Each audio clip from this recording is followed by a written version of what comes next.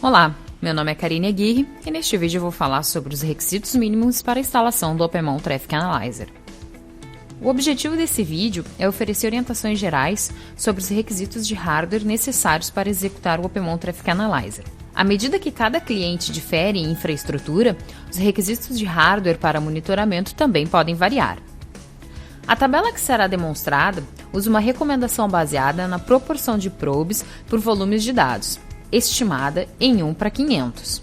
Ou seja, para cada probe monitorada, temos até 500 MB de dados dia gerados por ela. Por probe, entende-se uma fonte de dados. Por exemplo, um servidor que envie dados de duas interfaces distintas simultaneamente são considerados duas probes.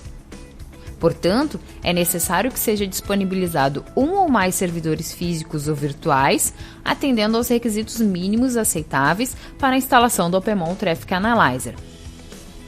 Até 4 probes é necessário no mínimo um disco rígido de 250 GB, um processador de 1 a 2 dual-core de 2 GHz e no mínimo memória de 2 a 4 GB.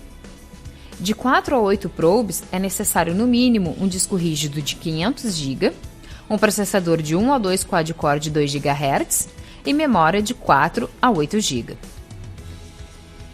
De 8 a 15 probes, então, é necessário no mínimo um disco rígido de 1 TB, um processador de 1 a 2 Xeon 6 Core de 2 GHz e memória de 8 a 16 GB.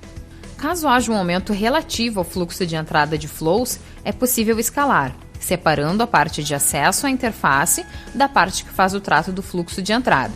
Para os casos em que o número de probes exceda o número delimitado nessa tabela, recomendamos efetuar um projeto distinto para a implantação, onde mediremos a quantidade de tráfego gerada e cresceremos o hardware conforme a necessidade. Observações importantes referentes aos requisitos mínimos. É importante considerar que as especificações foram estabelecidas para equipamentos físicos. O uso de máquinas virtuais causa degradação de performance quando, no mesmo host, outras máquinas virtuais também são hospedadas, consumindo recursos compartilhados, como processador, memória e disco, invalidando as especificações.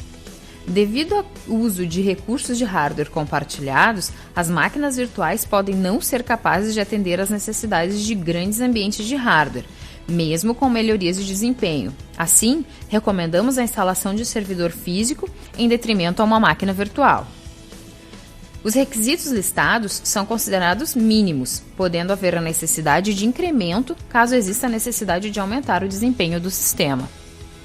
Obrigada por assistir e continuem acompanhando os nossos vídeos.